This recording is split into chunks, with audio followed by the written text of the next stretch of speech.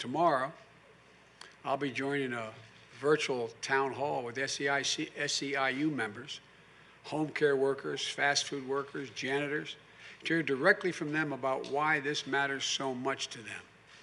Because you see, this is about something bigger. This is about dignity and respect for working people. And that's precisely what this election is all about: dignity and respect. The American people know they're not being afforded dignity and respect in many of their jobs. And the American president has a duty to care for all of us, to see people where they are, to understand what they're going through and what they want to be. As many of you know, I was a single parent for 5 years after my wife and daughter were killed and my 2 boys were badly injured.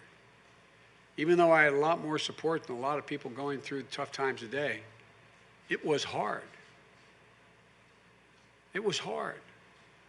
If I didn't have my mom, my sister, or my brother, I don't know how I've been able to afford it. Then, 6 years later, when Jill and I got married, I saw how difficult it was for her to start her teaching career while being a new mom with 2 kids in school. We cared. Well, actually, they weren't in school yet, now that I think about it. We cared for our parents at the end. My dad was months in hospice in our home, same as my mom. And our entire family was there for our son, Bo, when he came home from a year in Iraq with a cancer that wasn't whether he'd live, it's just how long he would live. We know what it's like. Months upon months. We know so many of you are going through the same thing without the kind of help I had. But now, everything feels different. There's just that feeling, that sense, where you just don't know if everything's going to turn out okay. But I'm here to tell you that it can be, and that it will be.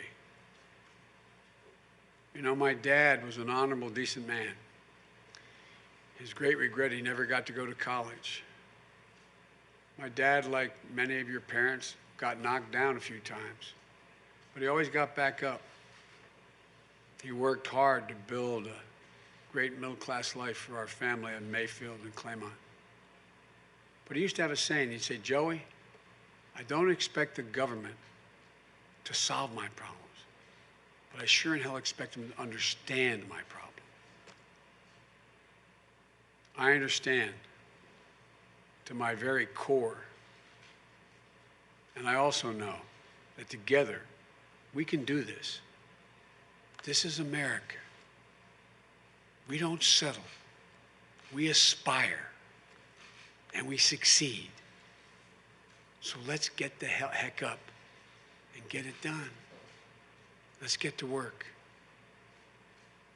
As I go out of my grandpa, you've heard me say this many times, go out of my grandpa's house up in Scranton when Dad lost his job and we were living with my grandpa.